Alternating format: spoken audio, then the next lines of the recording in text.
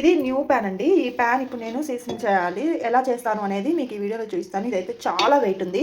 So ఎప్పుడైనా సరే ఈ స్టిక్కర్ వచ్చినాయి మనము ఇలా తీయకూడదండి. ఇలా తీస్తే కొన్ని ఏమవుతాయంటే పేపర్ అలాగే ఉండిపోతూ ఉంటుంది. దీనికి ఒక టిప్ ఉంది. ఆ టిప్ ఏంటో ఈ వీడియోలో చెప్తాను. ఈవెన్ నాట్ ఓన్లీ ఇలాగా ప్యాన్స్ అనే కాదు, బాండీ అయినా స్టీల్ అయినా ఏదైనా సరే మీరు ఇలాగా చేసుకోవచ్చు. సో ఏం లేదండి, మనం గ్యాస్ స్టవ్ ఆన్ చేసి దీన్ని పెట్టాలి. ఇలా పెట్టేస్తే కొంచెం హీట్ అవ్వగానే మీకు ఏమవుతుందంటే ఈ స్టిక్కర్ అనేది కొంచెం ఆ గమ్ము మనకి తేలికవుతుంది.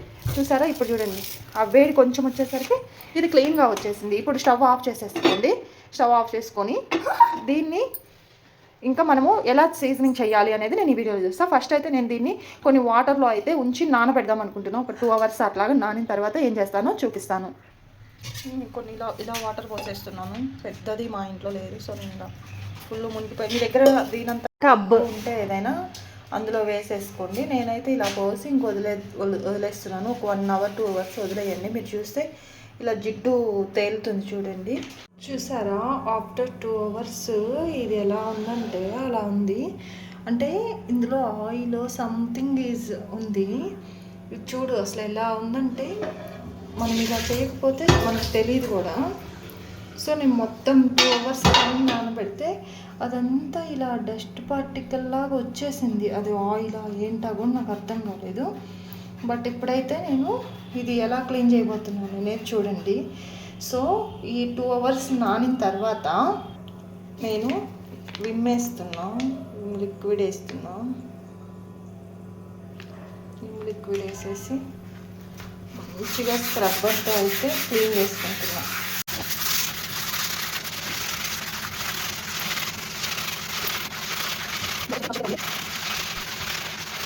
సో చేసిన తర్వాత ఒకసారి క్లీన్ చేసేసుకుందాం.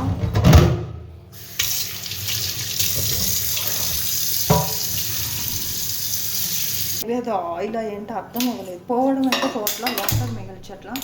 ఇప్పుడు నేను వెలిగించాను. ఈ తావా హీట్ అయ్యాక ఏం చేయాలో చూపిస్తా. నేనైతే చేస్తున్నా. ఆనియన్స్ వేసాను, వేడయ్యాక పెనము. ఇది వేసాకన్నా మరి పోయిద్దేమో చూద్దాము. దీంతో పాటు నేను కొంచెం ఆయిల్ కూడా వేద్దాం అనుకుంటున్నాను.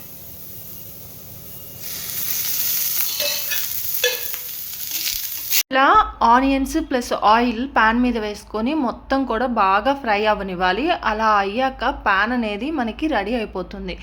ఇదే ప్రాసెస్ని మీరు 2 to 3 times అయితే చేసుకోవచ్చు. నేనైతే 2 timesే చేశాను. నాకు నీట్గా వచ్చింది. ఆ తర్వాత మీరు ఎంత ఎక్కువ ఆయిల్ వేస్తే అంత బాగా ప్యాన్ అనేది మనకి రెడీ అవుతుంది. నేను సెకండ్ టైం ఎక్కువ ఆయిల్ వేసి మళ్ళీ ఆనియన్స్ వేసుకొని మంచిగా ఫ్రై చేసి తీయడం జరిగింది. అంతే అండి. ఇంకా ఆ తర్వాత నేనైతే ఏం చేయలేదు.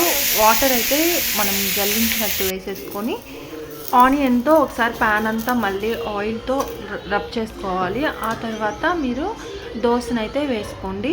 దోశ ఫస్ట్ టైమే నాకు చాలా బాగా వచ్చిందండి. ఇప్పుడు మీకు చూపించిన క్లిప్ అయితే సెకండ్ది, కానీ నాకు ఫస్ట్ టైమే చాలా బాగా వచ్చింది. ఎక్కడ కూడా అతుక్కోలేదు. కొందరికి 2 timesకి 3 timesకి అయితే దోశ పర్ఫెక్ట్గా వస్తుందన్నారు. కానీ నేను ఇదే ప్రాసెస్ ఫాలో అయ్యాను. నాకు చాలా బాగా వర్కౌట్ అవుతుంది. మీకు కూడా ఇది యూస్ఫుల్ ఉందనే అనుకుంటున్నాను, ఎవరైతే న్యూ ప్యాన్ తీసుకొని అట్లా. ఇంకా నేను ఇంకొక టిప్ అయితే యాడ్ చేయాలనుకుంటున్నాను. అది మరో వీడియోలో అయితే యాడ్ చేస్తాను. ఈ వీడియో మీకు నచ్చిందనే అనుకుంటున్నాను. Please do like, share and